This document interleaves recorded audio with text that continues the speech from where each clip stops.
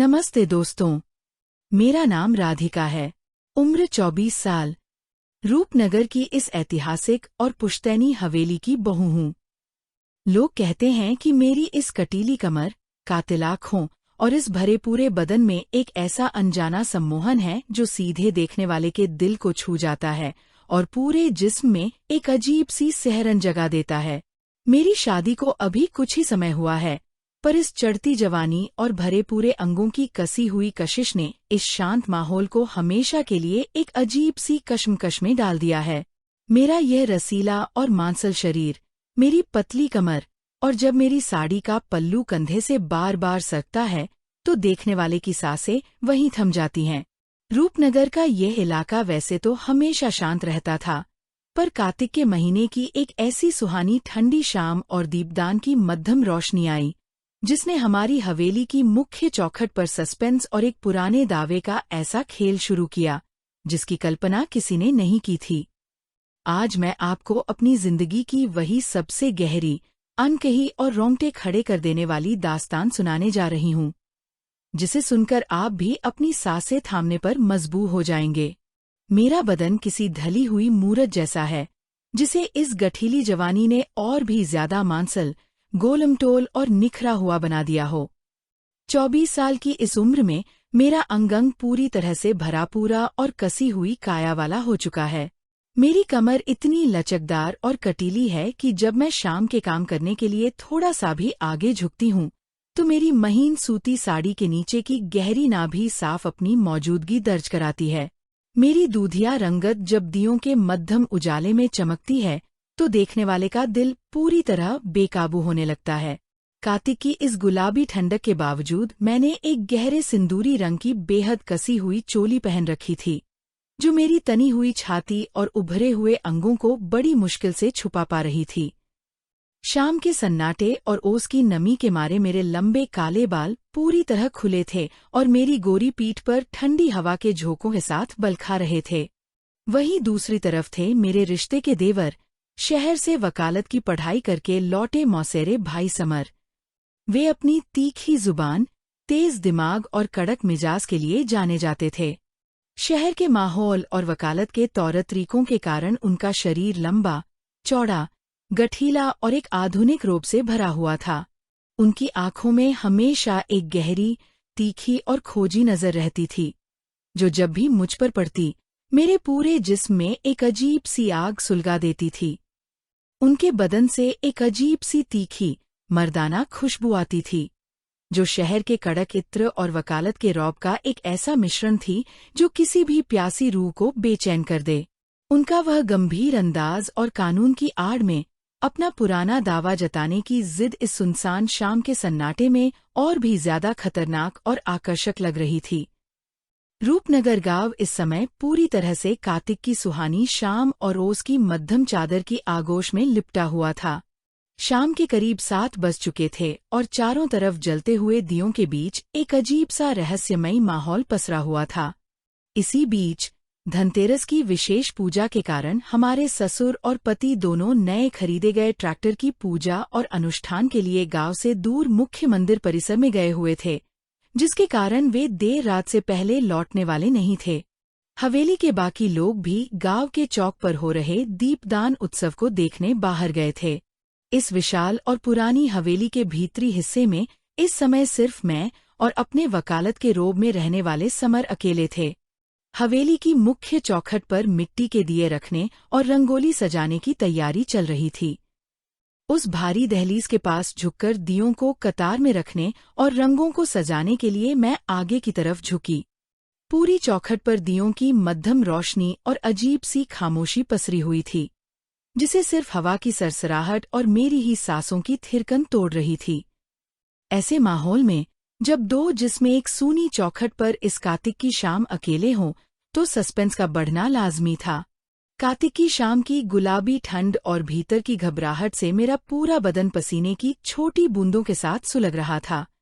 मैं चौखट के पास आगे की तरफ झुककर उन मिट्टी के दियों को सहेजने का पूरा प्रयास कर रही थी। तभी अचानक पीछे से एक भारी और गंभीर धमक सुनाई दी।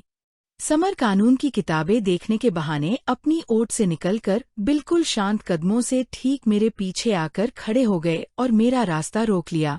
उनका चौड़ा सीना इस मध्यम रोशनी में और भी विशाल लग रहा था। भाभी, कार्तिक की इस सुहानी शाम में अकेले इस चौखट पर झुकना और ये भारी थाल संभालना तुम्हारे इन कोमल हाथों के बस का नहीं। उन्होंने अपनी गहरी, कड़क और रोबीली आवाज में पूछा, लेकिन उनकी आंखों की गंभीर नजर सीधे मेरी कटीली कमर और आगे झुकने के कारण साड़ी के नीचे से झलकती मेरी गहरी नाभि पर टिकी थी। बस समर, मैं इसे सजा ही रही हूं ताकि त्योहार की पूजा समय पर हो सके, मैंने अपनी कांपती आवाज में कहा और दोबारा आगे झुकी। तभी अचानक हवा के एक तेज झोंके से सूती साड़ी का पल्लू मेरे कंधे से पूरी तरह सरक गया और घबराहट के मारे मेरी सांसें भारी हो गई। आह! मेरे मुंह से एक तीखी सिसकारी निकल गई। घबराहट और सिहरन के मारे मेरा पूरा बदन तड़प उठा। समर ने बिना एक पल गवाए आगे बढ़कर मदद के बहाने मुझे पीछे से अपनी मजबूत पकड़ में ले लिया। उनके हाथ की पकड़ इतनी तनी हुई, चतुर और गठीली थी कि मैं चाहकर भी आगे नहीं बढ़ सकती थी। उनके इस अचानक छुअन से मेरे पूरे जिस्म में एक अनजानी बिजली दौड़ गई। उन्होंने अपने पुराने दावे और अधिकार के आगे घुटने टेकते हुए अपने भारी हाथों का जोर सीधे मेरी कटीली कमर पर आजमाया और झटके से मुझे थाम लिया। मेरा भरा पूरा गोरा बदन उनकी कड़क काया की गर्मी के भीतर चिपक गया, जिससे मर्यादा की दहलीज कांपने लगी। कहा ध्यान रहता है आपका? देखो, इस ठंडी शाम में भी आपका बदन कैसा भीतर से तड़प कर सुलग रहा है, उन्होंने बेहद करीब आकर कहा। उनकी सांसों की गर्म तपिश सीधे मेरे चेहरे और गर्दन पर पड़ रही थी। उनके हाथों का वह खुरदरा और मजबूत एहसास मेरी नाजुक त्वचा पर इस कदर रगड़ खा रहा था कि मेरी आंखें मदहोश होने लगीं। मेरा पल्लू पूरी तरह फर्श पर गिर चुका था और मेरी तनी हुई काया उनके चौड़े सीने की गर्मी से पिघल रही थी। मैं अंदर से पूरी तरह बेकाबू और बेचैन होने लगी थी, पर शर्म और लोकलाज के मारे कुछ बोल नहीं पा रही थी। समर, छोड़ो मुझे, यह चौखट और गलियारा बहुत सुनसान है। आप इस रात का बढ़ता हुआ दबाव और मेरा ये रूप संभाल नहीं पाएंगे।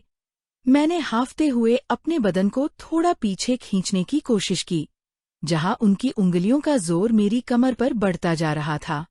समर ने मुस्कुराते हुए मेरी कलाई को और कस लिया। उनकी आंखों में एक अलग ही सस्पेंस था। भाभी, जो मुकदमा और जो दावा जितना पुराना और रसीला होता है, उस पर इस वकील का नियंत्रण और हक उतना ही गहरा होता है। तुम अभी नादान हो।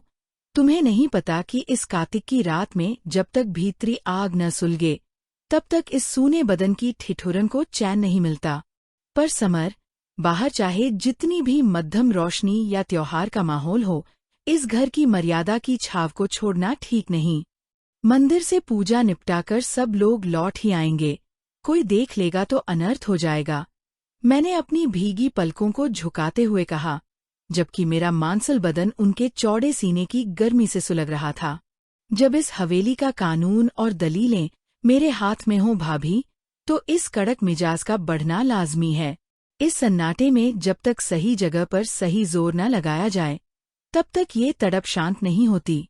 बस आपको इस दावे में पूरी तरह ढलना आना चाहिए। उन्होंने मेरी कमर को थोड़ा और अपनी तरफ खींचते हुए कहा, जिससे मेरी कसी हुई चोली उनके ठीक सामने आकर और भी तन गई।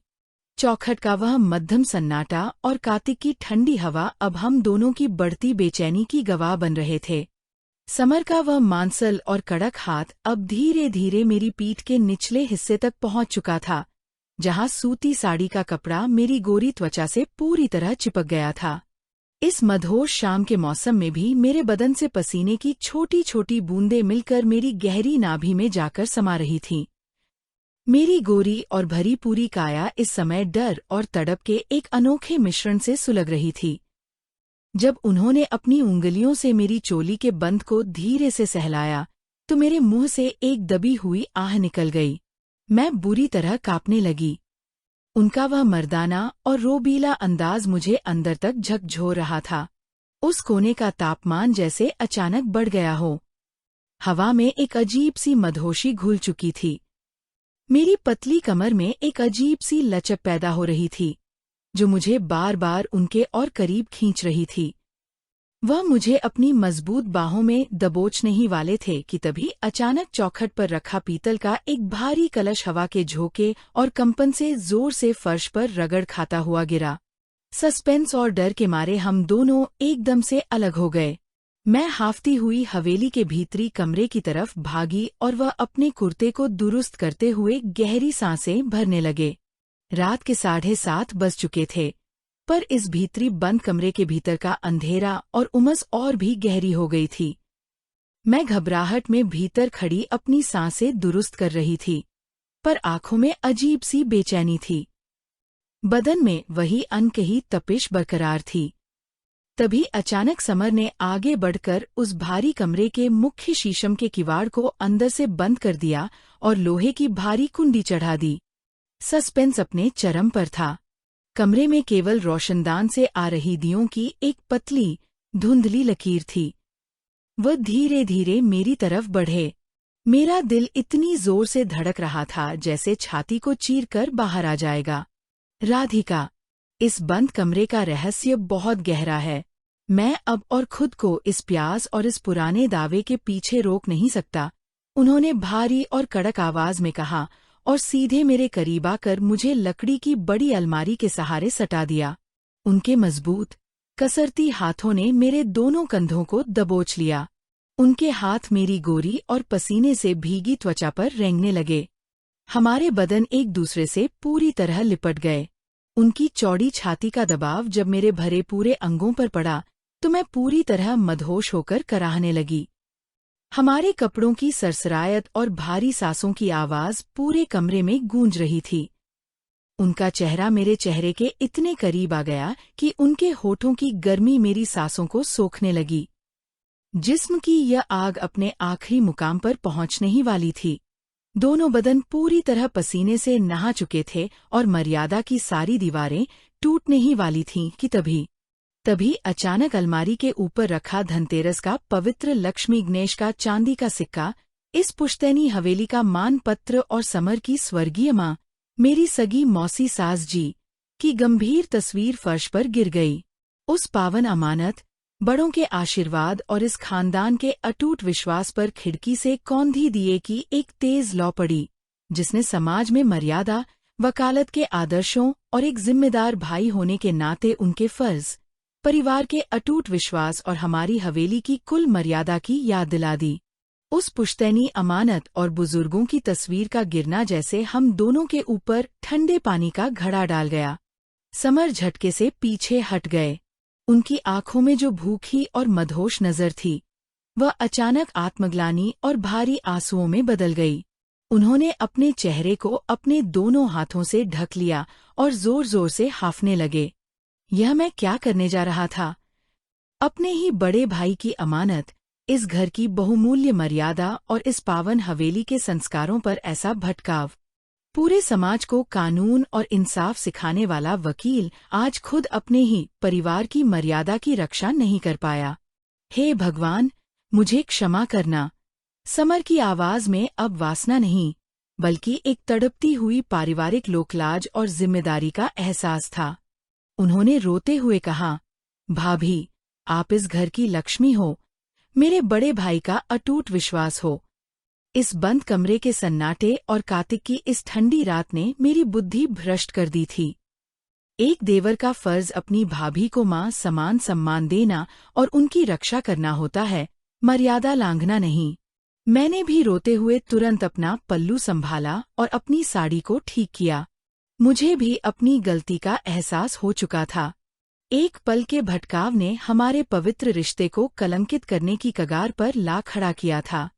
समर, गलती सिर्फ आपकी नहीं थी। इस अकेलेपन और त्योहार के माहौल की मार ने हमें भटका दिया था, लेकिन आज हमारे परिवार के संस्कारों और इस पुश्तैनी सम्मान ने हमें एक बहुत बड़े पाप की खाई में गिरने से बचा लिया। बुजुर्गों का रिश्ता और परिवार की मर्यादा इस दुनिया में सबसे पवित्र होती है और हम इस बंधन को कभी टूटने नहीं देंगे। मैंने रोते हुए उनके माथे पर तिलक लगाते हुए कहा। समर ने सम्मान से सिर झुकाया। उस रात के बाद से हमारे बीच वासना की वह दीवार हमेशा के लिए ढह गई और उसकी जगह एक सच्चे, पवित्र और मर्यादित पारिवारिक रिश्ते ने ले ली। पारिवारिक संस्कार और लोकलाज की जीत हुई। कहानी यहीं खत्म होती है दोस्तों। तो लाइक कर दें, सब्सक्राइब कर लें और कमेंट में ज़रूर लिखें कि आपको ये कहानी और इसका पारिवारिक संदेश कैसा लगा। मिलते हैं अगली कहानी में। नमस्ते।